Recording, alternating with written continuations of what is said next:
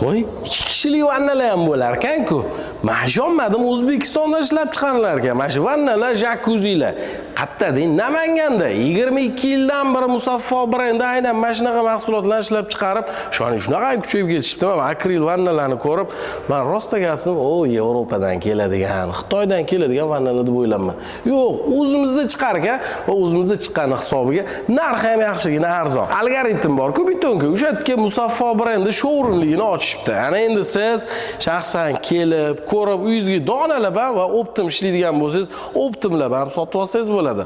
Vodiy tomonda o'zi hamma biladi. Ana endi voha tomon deyilgan ham bemalol optimga tarqatish oladi. Oddiy vanna, jakuzilardan tashqari dushovoy kabinalarni ham juda ko'p xilligi bor ekan. Narxi o'pishimazza. $150 o'sha doddalari $1,500 atrofigacha ekan. Men o'shalarni bunaqa arzon turadi deb o'ylamasdim. Hozir nomerligi bilan profilingni qoldiraman. Aloqaga chiqsangiz yana batafsil ma'lumot berishadi. Bo'ldi endi, SSR paytidagi chugunni, eskicha vannalarni almashtiradigan payt keldi. Bularni videoni qarang zo'rligini. Hozir telefon qiling.